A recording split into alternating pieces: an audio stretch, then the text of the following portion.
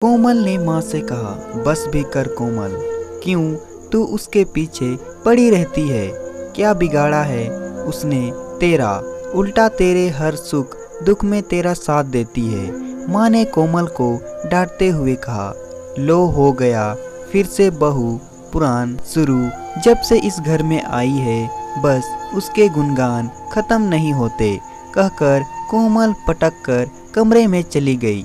अगले दिन कोमल की सास ने कोमल को बुलाकर उसके पास तिजोरी की चाबी दी और बोली, बेटा मैं रेशमी चाची के घर जा रही हूँ, कुछ दिन रहकर आऊंगी, तू घर का ख्याल रखना और यह ले चाबी, कुछ चाहिए तो हो तो ले लेना और चाबी संभाल के रखना।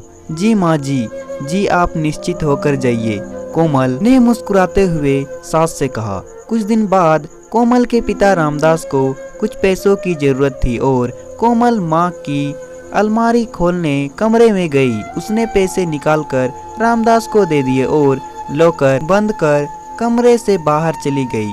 यहाँ से चाबी कहाँ जाएगी भला, यह सोचकर चाबी को अपने घर की चाबियों में लगा दी।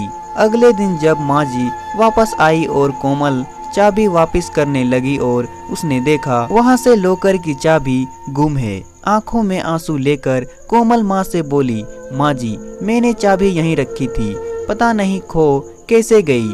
कोई बात नहीं बेटा, तू परेशान मत हो, यहीं कहीं बाद में ढूंढ लेंगे, तू चिंता मत कर। कहकर माँ कमरे की तरफ बढ़ने लगी। बोली, भाभी कहाँ फेंक दी चाबी आपने, कितने पैसे दे आई अपने माँ बाप को। मैंने कहा था माँ कि इतनी बड़ी जिम्मेदारी मत दो, आपने एक ना सुनी और अब भुगतो अंजाम। इतना कहकर रेखा कमरे में चली गई और कोमल माँ के पास गई और बोली, माँ मुझे नहीं पता चाबी कहाँ चली गई, मैं तो अपने चाबियों में ही लगा के रखी थी, तू चिंता मत कर मिल जाएगी, तू जाकर सो जा।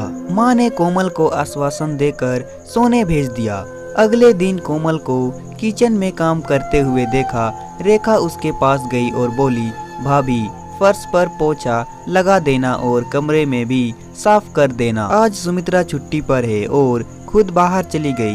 बाकी घर की सफाई करने के बाद कोमल रेखा के कमरे में पहुंची और सफाई करने लगी। तभी झाड़ू से कुछ सरकने की आवाज आई। भरी भरकम कैबिनेट के नीचे क्या हो सकता है। अचानक से कोमल का माथा ठनका और उसने रामदास को कमरे में बुलाया। जब रामदास कमरे में आकर कैबिनेट हटाने लगा तो उसने देखा माँ की तिजोरी की चाबी एक डिब्बे में पड़ी हुई है। रामदास वो डिब्बा माँ के पास ले गया और रेखा की करतूत बताई। अब बेटा मैं कुछ नहीं बोलूंगी, रेखा से तू अपने तरीके से निपट, मैं तेरे साथ हूँ, माँ ने कोमल से कहा। तभी रेखा वापस आई और बोली, क्यों भाभी हो गई क्या, कमरे की सफाई तेरी भाभी नौकर लगी है क्या। तेरी माँ ने रेखा को थप्पड़ रसीद करते हुए कहा। रेखा कुछ समझ पाती इससे पहले कोमल रेखा को डाबी दिखाते हुए बोली, कमरे की सफाई तो हो जाएगी दीदी, पर आपके मन में मेरे लिए जो नफरत भरी है उसको कैसे साफ करूं। मैं आज मुझको नीचा दिखाने के लिए आप खुद भी कितना गिर गई। माँ यह भाभी क्या कह रही है, पागल तो नहीं हो गई। रेखा ने गुस्से में सर पटकते हुए कहा, और कितना झूठ बोलोगी, तू बताएगी अब ऐसा क्यों किया तूने। माँ आप हमेशा मुझसे ऊपर भाभी को रखते हैं, जो प्यार मुझे पहले मिलता था वह अब भाभी को मिलता है। उस दिन चाबी का गुच्छा भी आपने मुझे ना सौंपते हुए भाभी को दे दिया। यह जब से आई है इन्होंने मेरी जगह ले ली है। बेटा किस्मत में जो लिखा होता है वही मिलता है, तेरा हक कोई नहीं छीन सकता।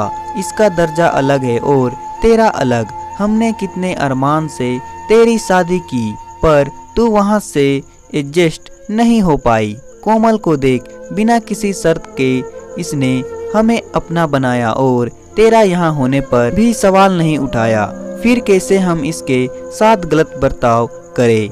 बेटा अभी भी वक्त है, सुधर जा, नहीं तो ऐसा ना हो कि तेरे पास यह जो रिश्ते बचे हैं यह भी ना रहे। रेखा कोमल के पास गई और बोली, भाभी मुझे माफ कर दो। इतना सुनकर कोमल ने उसे गले से लगा लिया। वह कमरे में गई और अपना सामान पैक करके बाहर आई और बोली, एक गलती सुधार ली माँ, एक और बाकी है।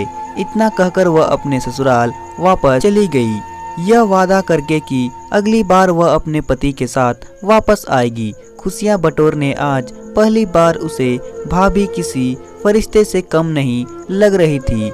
आखिर कोमल ने उसे रिश्ता का पाठ जो पढ़ाया था। तो दोस्तों, कहानी पसंद आए तो वीडियो को लाइक करें और साथ ही साथ चैनल को सब्सक्राइब भी कर दे।